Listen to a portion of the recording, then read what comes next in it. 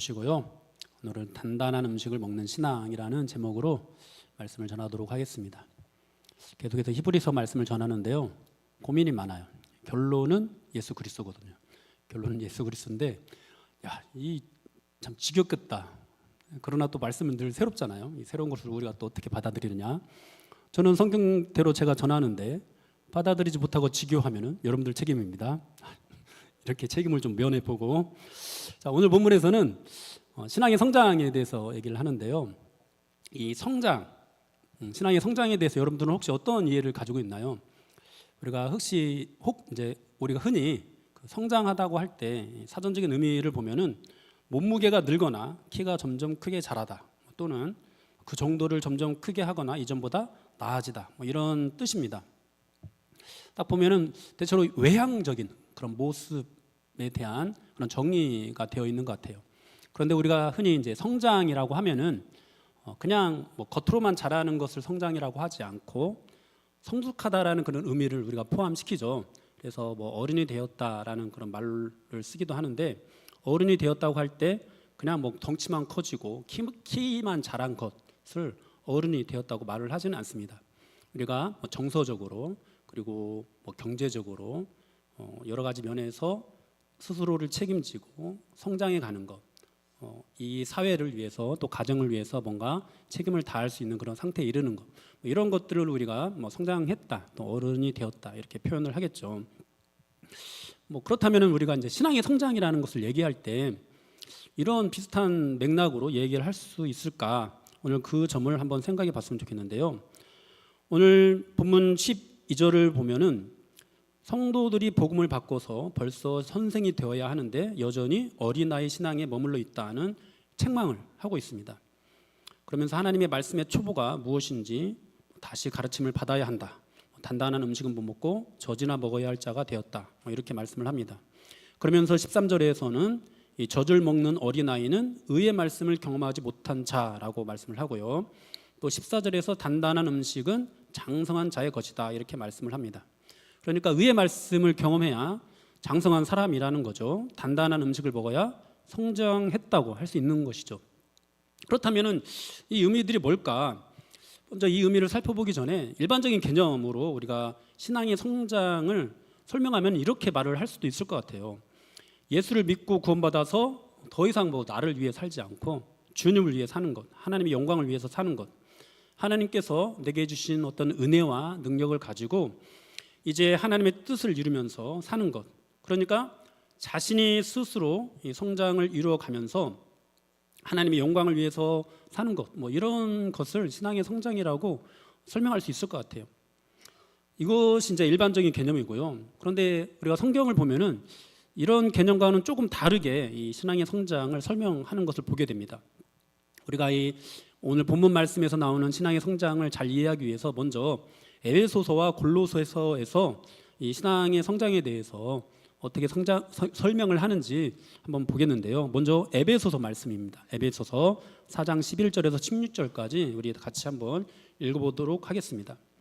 그가 어떤 사람은 사도로, 어떤 사람은 선지자로, 어떤 사람은 복음 전하는 자로, 어떤 사람은 목사와 교사로 삼으셨으니 이는 성도를 온전하게 하여 봉사의 일을 하게 하며 그리스도의 몸을 세우려 하심이라. 우리가 다 하나님의 아들을 믿는 것과 아는 일에 하나가 되어 온전한 사랑을 이루어 그리스도의 장성한 분량이 충만한 데까지 이르리니 이는 우리가 이제부터 어린아이가 되지 아니하여 사람의 속임수와 간사한 유혹에 빠져 온갖 교훈의 풍조에 밀려 요동하지 않게 하려 함이라. 오직 사랑 안에서 참된 것을 하여 범사에 그에게까지 자랄지라. 그는 머리니 곧 그리스도라. 그에게서 온몸이 각 마디를 통하여 도움을 받음으로 연결되고 결합되어 각 지체의 분량대로 역사하여 그 몸을 자라게 하며 사랑 안에서 스스로 세우느니라. 아멘. 여기 보면 13절에서 그리스도의 장성한 분량이 충만한 데까지 이르라고 말씀을 하고요. 그리고 그 이유를 이제 14절에서 말씀하는데 어린아이가 되지 아니하여 사람의 속임수와 간사한 유혹에 빠져 온갖 교훈의 풍조에 밀려 요동하지 않기 위해서다, 이렇게 말씀을 합니다. 어린아이는 우리가 과자만 주어도 쉽게 유혹되어 가지고 유괴범을 따라가는 그런 치명적인 실수를 저지르죠. 그러니까 신앙이 어린 사람들, 영적으로 미숙한 사람은 조그만 사탄의 유혹에도 어린아이처럼 쉽게 넘어간다는 거죠. 그래서 자라나야 하는데 어떻게 자라날 수 있느냐? 머리가 되신 그리스도로부터 도움을 받고 연결되고 결합되어야 자라난다는 겁니다. 그러니까 그리스도로부터 사랑을 공급받아야 스스로를 세울 수 있다라고 말씀을 하는 거죠. 또 우리가 골로새서 말씀을 보겠는데요. 골로새서 2장 16절에서 19절입니다. 같이 읽겠습니다. 네, 2장 16절에서 그러므로 먹고 마시는 것과 절기나 초하루나 안식일을 이유로 누구든지 너희를 비판하지 못하게 하라. 이것들은 장래일의 그림자이나 몸은 그리스도의 것이니라. 아무도 꾸며낸 겸손과 청사 숭배를 이유로 너희를 정죄하지 못하게 하라. 그가 본 것에 의지하여 그 육신의 생각을 따라 헛되이 과장하고 머리를 붙들지 아니하는지라. 온몸이 머리로 말미암아 마디와 힘줄로 공급함을 받고 연합하여 하나님이 자라게 하심으로 자라느니라. 아멘. 네, 골로새서에서도 이 성장에 대해서 온몸이 머리로 말미암아 마디와 힘줄로 공급함을 받고 연합하는 것이라고 말씀을 합니다. 또 하나님이 자라게 하신다라는 그런 말씀도 있습니다. 그러니까 이 에베소서와 이 골로새서에서 강조하는 것은 공급받는 것이죠. 머리로부터 공급받는 것. 그러니까 여기서 중요한 것이 무엇이죠? 예수 그리스도와 연결되는 거예요. 끊어지지 않는 것, 끊임없이 공급받는 것. 신앙의 성장은 머리가 되신 예수님과 연결되어 있어야 가능하다는 것이죠. 머리가 되신 예수님과 떨어져 있으면, 예수님으로부터 끊어지면은 어린 아이라는 겁니다. 그런데 여러분, 이 히브리서가 기록될 당시 이 히브리서를 받아보는 독자들의 상황은 어땠죠? 예수님으로부터 멀어지고 있었죠. 쉽게 미혹되고 있었죠. 그래서 다시 유대교로 돌아가려고 하는 그런 시도들을 하고 있었습니다. 그래서 이 히브리서 기자가 그들을 향해서 어린아이 신앙이라고 책망을 하고 있는 것입니다. 여러분, 이제 여기까지 우리가 잠깐 정리를 하자면은 일반적인 개념에서 성장은 스스로 독립해서 자기 삶이나 자기 일에 대해서 스스로 책임을 지고 가정과 사회에 봉사하고 보답하는 삶을 사는 사람, 그것이 이제 성장한 사람이라고 한다면은, 그런데 신앙의 성장은 조금 다르죠. 신앙은 자라나면 자라날수록 더욱 주님을 의지합니다. 우리가 성장한다고 할 때 더 성장하고 더 자라나려면은 더욱 주님께 붙어 있어야 됩니다. 주님으로부터 독립한 사람은 성장했다라고 말을 할 수 없습니다. 주님께 붙어 있어야만이, 항상 붙어 있어야만이 자라나는 것이고 성장했다라고 또 말을 할 수 있는 것입니다. 어느 순간 주님으로부터 떨어져 나가면은 우리는 그 순간 그냥 영적인 어린 아이가 되는 겁니다. 어느 순간 우리가 주님 붙잡는 것을 소홀히 하면은 그냥 그 순간 우리는 영적인 어린 아이로 전락하게 되는 겁니다. 오늘 본문에서도 그런 맥락에서 신앙의 성장을 설명을 합니다. 우리가 이 앞단락에서 예수님은 멜기세덱의 반차를 따르는 제사장이다 이렇게 말씀이 있었고요. 이어서 오늘 본문에서 어린아이 신앙을 가지고 있는 것을 책망하면서 다시 이제 멜기세덱을 언급하는데요. 11절을 보니까 멜기세덱에 대해서 너희가 듣는 것이 둔함으로 설명하기 어려우니라 이렇게 말씀을 하고 있어요. 어린아이 신앙을 가진 사람들이 듣는 것이 둔해서 멜기세덱에 대해서 설명을 해줘도 이해를 하지 못한다는 거죠. 그러면 우리가 이것을 거꾸로 말하면은, 신앙이 성장하면은 멜기세덱에 대해서 잘 이해할 수 있다라고 볼 수도 있습니다. 여러분은 이 멜기세덱에 대해서 잘 알고 있나요? 잘 이해하고 있나요? 어떤 점을 우리가 잘 이해하고 있어야 멜기세덱을 잘 알고 있는 것일까요? 먼저 우리가 이 멜기세덱에 대해서 한번 알아보겠는데요. 성경을 보면은요, 멜기세덱이라는 이름이 13번이 나옵니다. 창세기에서 2번 나오고요. 그리고 시편에서 1번 나오고요. 그리고 이제 히브리서에서 나머지 10번이 다 나옵니다. 그러면 이제 창세기에 나온 멜기세덱부터 우리가 한번 살펴보겠는데요. 창세기 14장 17절에서 24절입니다. 같이 읽겠습니다. 아브라함이 그돌라오멜과 그와 함께한 왕들을 처부수고 돌아올 때 소돔 왕이 샤웨 골짜기 곧 왕의 골짜기로 나와 그를 영접하였고 살렘 왕 멜기세덱이 떡과 포도주를 가지고 나왔으니 그는 지극히 높으신 하나님의 제사장이었더라. 그가 아브라함에게 축복하여 이르되 천지의 주제이시오 지극히 높으신 하나님이여 아브라함에게 복을 주옵소서. 너희 대적을 네 손에 붙이신 지극히 높으신 하나님을 찬송할지로다 하매 아브라함이 그 얻은 것에서 10분의 1을 멜기세덱에게 주었더라. 소돔 왕이 아브라함에게 이르되 사람은 내게 보내고 물품은 네가 가지라. 아브라함이 소돔 왕에게 이르되 천지의 주제이시오 지극히 높으신 하나님 여호와께 내가 손을 들어 맹세하노니 이 말이 내가 아브라함으로 치부하게 하였다 할까 하여 내게 속한 것은 실 한 오락이나 들매끈 한 가닥도 내가 가지지 아니하리라. 오직 젊은이들이 먹은 것과 나의 동행한 아넬과 에스골과 마므레의 분깃을 제할지니 그들이 그 분깃을 가질 것이니라. 아멘. 네, 이제 이것은 아브라함 시대에 있었던 일인데요. 아브라함과 원래는 그 조카 롯이 함께 지내고 있었죠. 그러다가 서로 헤어져 살게 됐는데요. 아브라함은 헤브론 지역에 정착해서 살게 되고 롯은 소돔 지역에 거주하게 되었습니다. 그때 이제 소돔 지역의 왕들이 그둘라오멜이라는 왕에게 지배를 받고 있었어요. 12년 동안이나 지배를 받고 있었는데 13년째 이제 배반을 하게 되었습니다. 그러니까 이 그둘라오멜 왕이 자신을 포함해서 4개의 나라와 연합해서 소돔과 고모라로 쳐들어옵니다. 그래서 수많은 재물과 사람들을 약탈해 가죠. 그때 아브라함의 조카, 소돔에 있던 아브라함의 조카 롯까지 사로잡아 가게 됩니다. 이 롯은 아브라함의 유일한 혈육이었어요. 그 가문의 유일한 그 손자, 그러니까 그 아버지가 데라인데 유일한 데라의 손자였어요. 그 아들 3명 있는데 누구도 아들을 갖지 못한 상태였거든요. 그러니까 굉장히 귀한 조카입니다. 당연히 아브라함이 구하러 갔겠죠. 집에서 길리고 훈련된 자 318명을 데리고 쭉 해서 이 4개국 연합군을 대파합니다. 그리고 사로잡힌 사람들을 다 구해오고 수많은 전리품까지 획득을 합니다. 그때 이제 소돔 왕과 살렘 왕 멜기세덱이 아브라함을 마중 나와서 아브라함을 축복하는데 방금 읽은 그 말씀이 그 축복하는 장면입니다. 여기에서 이제 멜기세덱은 지극히 높으신 하나님의 제사장으로 소개가 됩니다. 그가 아브라함을 축복하면서 말하기를 아브라함이 대적을 이긴 것은 아브라함의 실력으로 이긴 것이 아니라 하나님의 돌보심으로 이긴 것이다, 이렇게 말을 합니다. 그러자 아브라함이 그 얻은 것 중에 10분의 1을 이제 멜기세덱에게 이제 바치게 되죠. 그것이 무슨 의미일까요?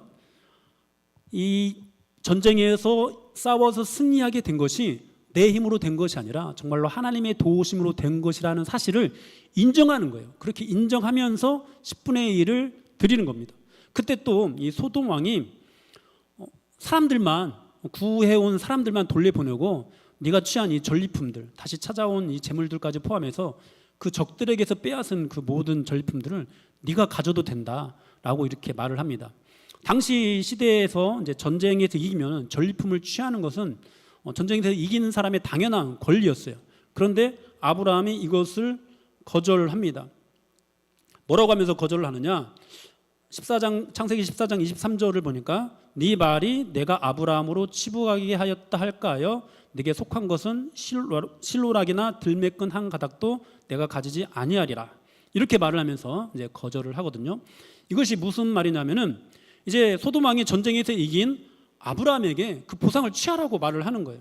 근데 아브라함은 그 보상을 거절하는 거죠. 왜요?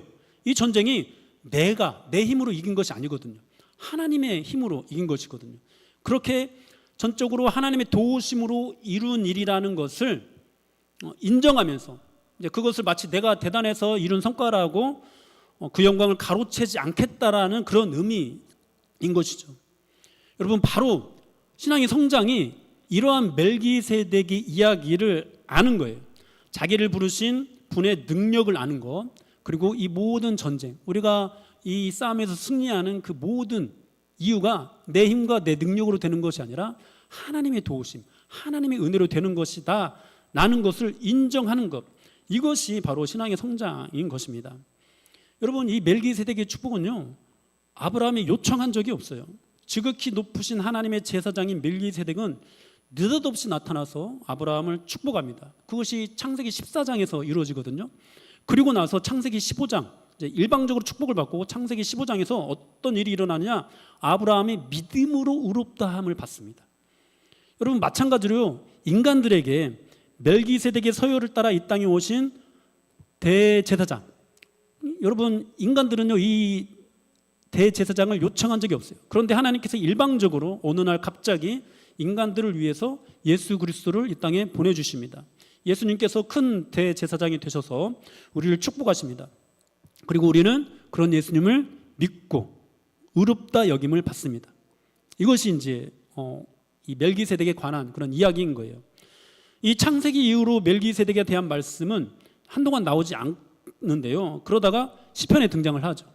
멜기세덱이 제사장이잖아요. 그러니까 제사장이라고 하면은 그 제사장 제도에 대해서 우리에게 가르치고 있는 뭐 모세의 그 율법서들 이런 데에서 등장을 할 법도 한데 한 번도 등장을 하지 않습니다.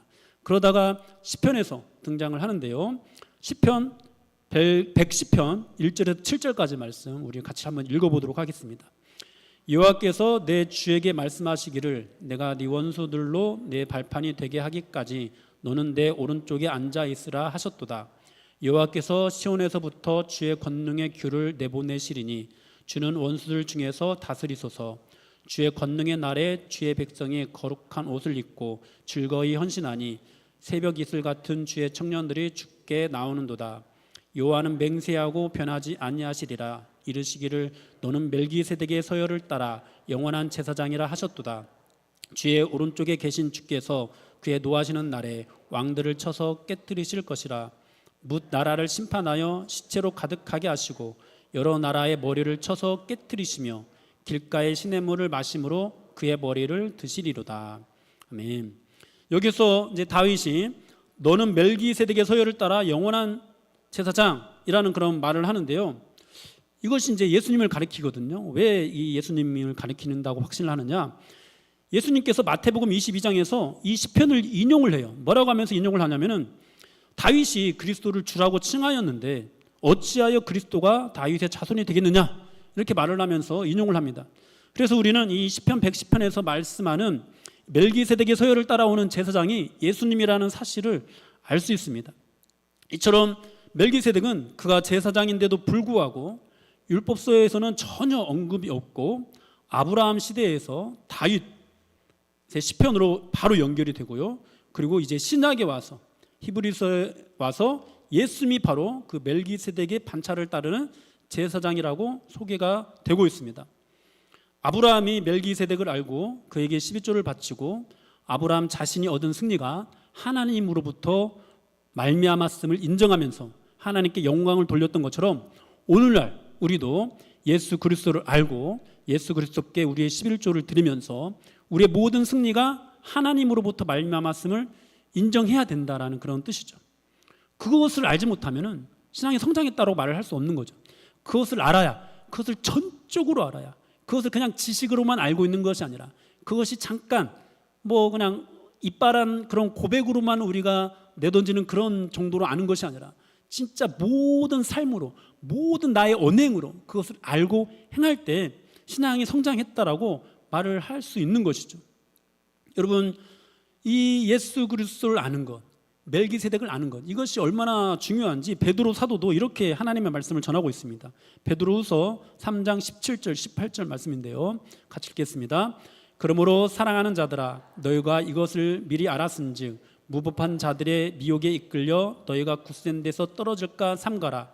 오직 우리 주 곧 구주 예수 그리스도의 은혜와 그를 아는 지식에서 자라가라. 영광이 이제와 영원한 날까지 그에게 있을지어다. 아멘. 우리가 미혹에 이끌리지 않아야 되는데 그러려면은 오직 우리 주 곧 구주 예수 그리스도의 은혜와 그를 아는 지식에서 자라가라. 이렇게 말씀을 하고 있습니다. 여러분, 이거예요. 여러분, 장성한 사람이 바로 예수 그리스도 안에 있는 사람이에요. 예수 그리스도를 붙잡는 사람이에요. 그리고 예수 그리스도를 붙잡고 내게 주어진 이 모든 것들, 내가 행하는 그 모든 것들, 그래서 내가 얻게 되는 모든 영광들까지도 이것이 나의 어떤 능력으로 나의 자격으로 이루어지는 것이 아니라 하나님으로부터 말미암았다라는 것을 인정하고 고백하는 것. 여러분, 이것이 장성한 사람인 거예요. 여러분들은 어떤가요? 여러분들은 장성한 사람입니까? 아니면 영적으로 어린 아이입니까? 예수 그리스도 안에 있으면은 여러분들은 장성한 사람으로 반드시 자라나게 될 겁니다. 그러나 예수 그리스도 안에 없으면 자라나지도 못할 뿐만 아니라 영적으로 어린 아이입니다.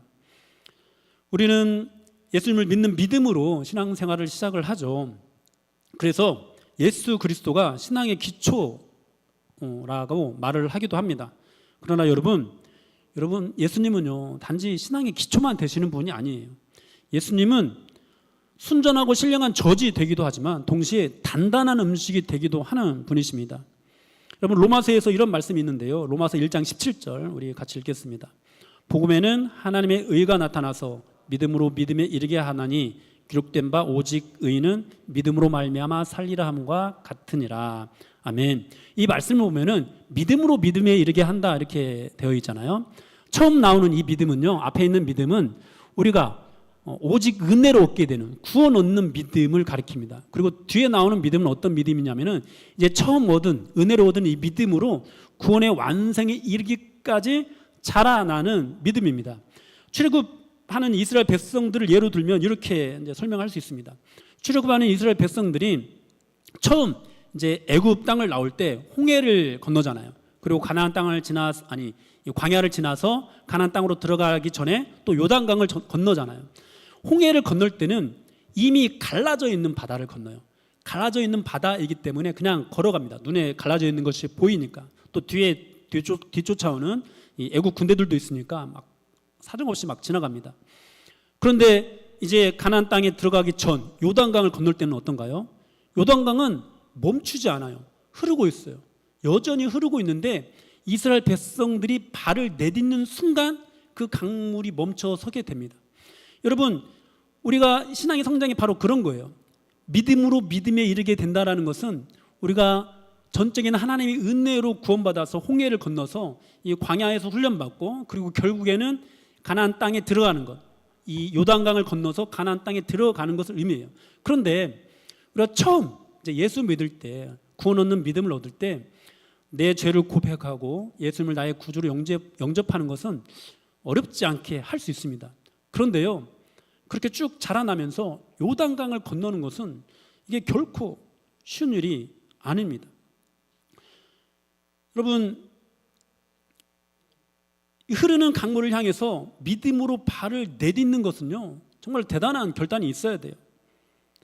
여러분, 그리고 우리가 또 이 믿음에서 믿음에 이르게 한다고 할 때도 처음 이 믿음도 우리가 예수님을 믿는 믿음으로 할 수 있는 건데 나중에 이르는 이 믿음도 처음 얻은 이 믿음으로 해야 되는 거거든요. 결국은 이 처음 우리가 얻게 되는 믿음, 그리고 두 번째 다다르게 되는 이 믿음, 이 둘 다 결국에는 그리스도를 붙잡을 때, 그리스도를 의지할 때, 오직 그리스도를 통해서만 이룰 수 있는 그런 믿음이 되는 것입니다. 여러분들은 이런 믿음 안에 있나요? 처음 홍해를 지나는 그런 믿음에서 훈련을 받으면서 이제 여전히 강물이 흐르고 있어도 죽으면 죽으리다라는 그런 마음으로 내 발을 내디딜 수 있을 만큼 어떤 그런 정도로 처음 믿은 예수님을 강력하게 붙잡고 계십니까? 여러분, 참 그런데 우리가 우리의 신앙의 모습들을 잠잠히 들여다보면은 우리는 너무도 쉽게 미혹되어서 예수님으로부터 떨어져 나가는 것을 보게 됩니다.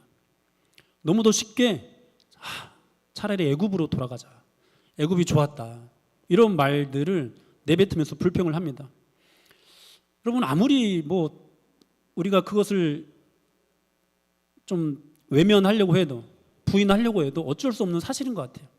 우리가 신앙의 성장을 하더라도 신앙을 성장해 나가는 그 단계마다 우리는 예수님으로부터 마음이 매이게 되는 것이 아니라 세상에게 마음을 빼앗겨서 예수님을 멀리하는 일들을 자주 하곤 합니다. 왜 그러냐면은 우리 안에 죄성이 있기 때문이에요.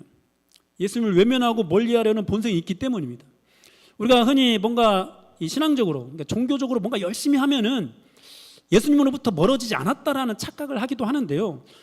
여러분, 그것도 사실은 우리가 진지하게 한번 들여다봐야 돼요. 우리 인간에게는 종교성이라는 것이 있어요. 예수를 믿는 믿음과 상관없이 신의 존재를 부인할 수 없는 것들이 이 자연계에 숨어 있기 때문에 인간은 누구나 종교성을 가지게 됩니다. 그런데 이 종교성이 우리를 예수님께 매이게 하지 않거든요.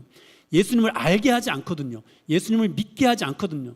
또 우리가 예수를 믿는 믿음 이후에 신앙생활을 하면서도 이 종교성으로는 절대 이 요단강을 건너는 믿음으로 자라날 수 없거든요. 이 종교성이 아닌 그냥 예수님이 나의 주인 되심, 예수님이 나의 죄를 위해서 죽어주시고 부활하셨다는 그 사실을 붙잡는 믿음만이 나를 온전한 신앙의 성장의 길로 이끌어 가거든요. 그런데 우리는 너무도 많이 이 예수님을 잃어버려서 어떤 일을 저지르느냐, 마치 이스라엘 백성들이 광야에서 금송아지를 만든 것과 같은 그런 일들을 저지르는 거예요. 유대인들이 예수님을 배척하고 모세와 율법을 떠받들었던 것처럼 우리도 그렇게 예수님을 배척하는 일들을 저지르는 거예요. 여러분, 이것이 바로 신앙의 본질인데요. 여러분, 예수 믿는 믿음, 그리고 이 믿음으로 믿음에 이르는 성장은요, 오직 예수님을 통해서만 이루어집니다. 만약 이것을 잃어버리면 우리는 결코 성장이 되지 않습니다. 오히려 우리의 신앙이 변질되는 그런 결과를 초래하게 되죠. 제가 히브리서를 처음부터 시작할 때 이 유대인 성도들이 예수 믿는 믿음을 버리고 다시 유대교로 돌아가려는 것을 우리에게 적용할 때 종교를 바꾸는 것으로 적용해서는 안 된다. 어떻게 적용해야 되느냐? 신앙의 본질로 적용해야 된다. 이렇게 말씀을 드렸는데요. 반복적으로 제가 말씀드립니다마는 여러분, 우리 이 신앙생활 안에서는 정말 신앙의 변질이 너무도 많이 일어납니다. 우리의 신앙생활 모습 중에서 우리를 병들게 하는 것들이 너무도 많이 있습니다. 기도는 좋은 것이지만 기도만 강조하면 신앙이 변질될 수 있습니다. 말씀에 대한 지식은 너무도 중요하지만 지식만 강조하고 매달리면은 신앙이 변질될 수 있습니다. 여러분들도 아마 이 지금까지 신앙의 경험 속에서 그렇게 변질되는 사람들에 대한 이야기들을 굉장히 많이 들었을 거예요. 기도를 정말 열심히 해서 기도에 대한 능력들을 정말 탁월하게 나타나는 그런 사람들이 타락하는 것들에 대한 그런 이야기들을 여러분들은 많이 들었을 겁니다. 말씀에 대한 지식이 탁월해서 말씀을 너무 잘 전하고 말씀을 너무 잘 가르치는데 그런 사람들이 교만하고 막 어떤 우월의식을 가지고 사랑으로 낮아져서 섬기지 못하는 그런 이야기들을 우리는 너무도 많이 들었습니다. 자신을 불사르게 내어주는 헌신이 있는데 사랑의 섬김을 잃어버리는 그런 분들을 우리는 너무도 많이 봤어요. 여러분, 그런 사람들이 겉으로 보기에는 대단한 것처럼 보이지만, 그리고 신앙이 굉장히 성장했다라고 보여지지만 실제로는 그렇지 않다는 거죠. 어린아이라는 거예요. 그래서 저는 우리 청년들한테 신앙의 성장에 대해서 가르칠 때 이런 설명을 합니다. 저는 처음에 이제 막 예수 믿고 변화되고 또 이제 뭐 선교단체를 통해서 은혜 받고 뭔가 대단한 열정을 가지고 막 이렇게 신앙생활 하면서 신앙의 성장이 이런 곳이라고 생각을 했어요. 이전보다 기도를 더 많이 하는 거, 이전보다 뭐 말씀을 더 깊이 묵상하는 거, 이전보다 전도를 더 열심히 하는 거, 이렇게 되는 것이 신앙의 성장이라고 생각을 했어요. 그런데 이 모든 말씀에 비추어서, 그리고 내 삶에 대한 어떤 하나님의 깨달음을 주시고 내가 얼마나 큰 죄인지를 더 깊이 깨닫게 하시면서 하나님께서 제게 알게 하신 것은 그것이 신앙의 성장이 아니더라고요. 기도를 많이 하고 있는데 저는 영적인 어린 아이더라고요. 그렇다면 무엇이 신앙의 성장이냐? 나의 죄에 대한 이 내 죄가 얼마나 큰지, 얼마나 깊은지를 시간이 지나면 지날수록, 또 신앙이 성장할수록 더 깊이 깨닫게 되는 것, 더 깊이 인정하게 되는 것, 그리고 그 안에서 그런 나를 위해서 십자가에 죽으시고 부활하신 예수님의 은혜와 사랑이 얼마나 큰지, 얼마나 높은지, 얼마나 위대하고 경이로운지 더 깊이, 더 감사하게 깨달아가는 것, 이것이 신앙의 성장이더라고요. 여러분, 이러한 신앙의 성장이 이루어질 때 진짜 우리가 장성할 수 있는 거예요. 단지 어떤 열정을 갖게 되고 어떤 일을 대단히 열심히 할 수 있게 되고 남들보다 기도를 많이 해서 더 큰 능력을 나타나게 되고, 그것이 장성한 사람이 아닌 거예요. 여러분, 오늘 이 히브리서 기자는 그렇게 막 겉으로 보기에는 대단한 것처럼 보이지만 뭐 여러 가지 것들로 막 자신의 신앙을 포장하면서 야, 예수 그리스도 믿는 믿음이 최고가 아니야. 천사가 더 탁월해. 모세가 더 탁월해. 이런 말들을 내뱉는 사람에게 말을 하는 거예요. 너희가 영적으로 어린아이다. 너희가 대단한 말을 하는 것처럼 보이지만, 너희가 지식이 뛰어난 것처럼 보이지만 아니다. 실제로는 너희가 어린아이의 신앙이다. 그러면서 히브리서 기자가 책망을 하는 거죠. 오늘 12절 말씀, 본문 12절 말씀 우리 다시 한번 읽어보겠습니다. 때가 오래되었으므로 너희가 마땅히 선생이 되었을 터인데 너희가 다시 하나님의 말씀에 초보에 대하여 누구에게서 가르침을 받아야 할 처지이니 단단한 음식은 못 먹고 젖이나 먹어야 할 자가 되었도다. 선생이 되어야 하는데 어린아이 신앙에 머물고 있다. 어떤 사람이요? 뭔가 대단한 것처럼 보이는데, 뭐 대단한 일을 행하는 것처럼 보이는데, 똑똑한 것처럼 보이는데 예수 그리스도로부터 멀어진 사람, 예수 그리스도를 붙잡지 않는 사람, 다른 것이 더 중요하다고 얘기를 하는 사람. 사랑하는 여러분, 부디 저와 여러분들은 장성한 그런 신앙을 가질 수 있기를 축복합니다. 어린아이 신앙에서 멜기세덱을 인정하고 멜기세덱을 아는 신앙으로 여러분 나아가십시오. 예수님으로 시작해서 더욱 예수님께 매이는 신앙으로 나아가십시오. 처음도 주님 안에서, 마지막도 주님 안에서 사십시오. 열정이 생기면 열정에 빠지는 사람이 너무 많습니다. 능력이 생기면 능력에 빠지는 사람이 너무 많습니다. 지식이 생기면 지식에 빠지는 사람이 너무 많습니다. 여러분, 주님 안에 있지 못한 결과입니다. 여러분, 주님 안에서 신앙을 성장해야 된다라는 그 말씀을 빌립보서에서도 우리에게 가르쳐주고 있는데요. 어떤 것이 주님 안에 있는 것이냐? 2장 1절에서 4절 말씀 한번 읽겠습니다.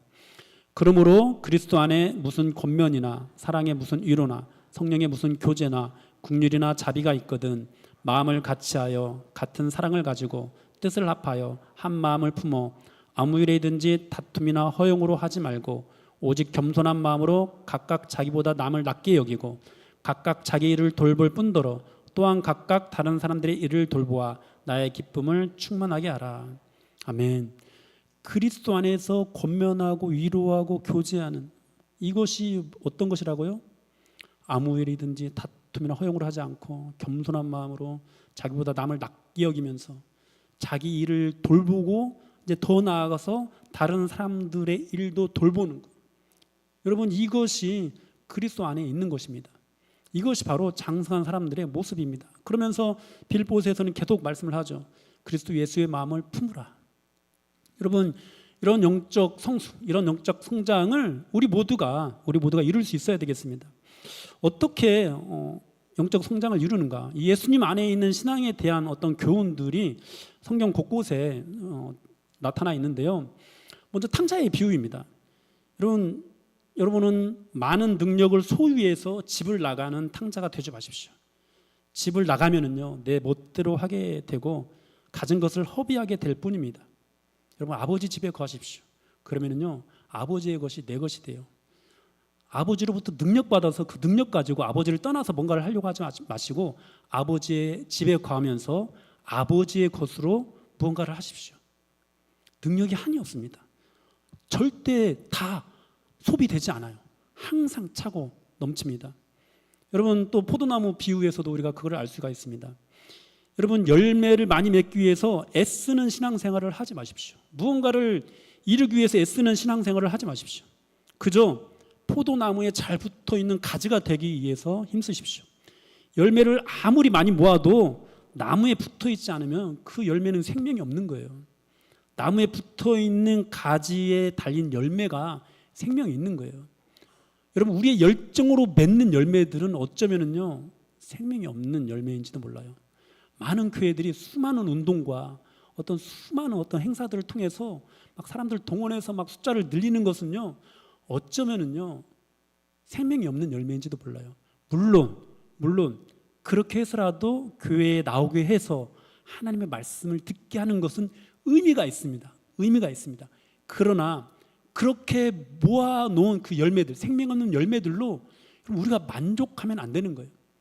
우리가 그들을 위해서 십자가를 지고 그들이 생명을 가진 자로 자라나게 하기 위해서는 정말 그냥 단순히 이 모아놓는 그런 수고가 아니라 내 몸을 통해서, 예수님의 몸을 통해서 가지가 되어서 이 양분을 공급하여 주고 예수님으로부터 공급받는 이 영양분으로 인해서 그가 생명을 맺게 하는, 그러니까 다시 해산하는 그런 수고와 같은 그런 노력들을 해야만 맺을 수 있는 거예요.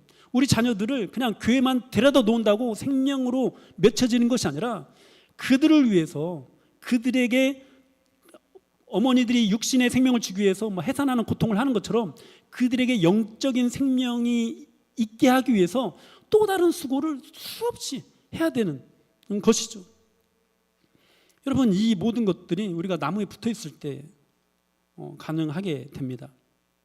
여러분, 우리가 이렇게 또 성장하기 위해서 어떻게 성장해야 되느냐, 그 힌트가 또 출애굽 이스라엘 백성들 이야기에 나타나 있습니다. 출애굽 이스라엘 백성들이 홍해를 건너서 요단강을 건너는 신앙으로 어떻게 성장했는지 한번 주목해 보십시오. 어떻게 성장했죠? 광야에서 만나와 메추라기를 먹으면서 훈련받으면서 성장했습니다. 만나와 메추라기를 먹으면서 훈련했다는 것은 이렇게 우리는 해석을 하죠. 말씀으로, 사람이 떡으로만 사는 것이 아니라 말씀으로 사는 것이다라는 것을 훈련받은 거죠. 여러분, 이 매일매일 만나와 메추라기를 먹는 것, 매일매일 하나님의 말씀을 배우는 것, 묵상하는 것, 그 말씀의 의미를 다시 한번 되새기는 것, 여러분, 이것으로 훈련받을 때 우리가 장성한 사람으로 성장할 수 있는 거예요. 그런데 이 말씀을 배운다고 할 때 이전에 받았던 말씀이 아니에요. 매일매일 새롭게 해요. 매일매일 새롭게. 또 이전에 받던 말들도 또다시예요. 그러니까 우리가 청년 시절에 그 말씀에 대해서 깨닫고, 기도가 중요하구나, 전도가 중요하구나, 선교가 중요하구나, 이런 말들을 하면서 신앙생활을 할 수 있어요. 그런데 그렇게 하면 안 된다라는 거예요. 또다시 말씀을 배워야 되고, 또다시 말씀을 받아야 되고, 또다시 말씀을 묵상해야 되는 거예요. 그럴 때 기도가 어떤 것인지 다시 한번 깨닫게 되고, 전도가 어떤 것인지 다시 한번 깨닫게 되고, 양육이 어떤 것인지 다시 한번 새롭게 깨닫게 되는 거예요. 그렇지 않으면 이런 성장이 이루어지지 않는 거예요. 그래서 제가 최근에 복음학교를 통해서 우리 청년들 교육을 시켰었는데요. 청년들에게 이렇게 말을 해요. 너희가 나중에 신앙생활을 계속하면서 또 다른 목사님을 만나게 되거나, 아니면 너희가 취업을 하거나 결혼을 하거나 하면서 교회를 혹시라도 옮기게 되는 그런 일들이 생기거나 할 때 또 새로운 교회에서 이런 어떤 훈련들이 또 이루어지게 될 수 있다. 그런데 대체로 그런 훈련들을 보면은 배우는 것이 비슷하다. 그때 예전에 배웠는데 하면서 그걸 거절하지 마라. 또 배워라. 또 배우고 또 배우고 또 배워라. 왜요? 작년에 이 말씀을 배울 때와 올해 말씀을 배울 때 다른 거예요. 같은 본문, 같은 내용이지만 우리가 깨닫게 되는 건 전혀 다른 거예요.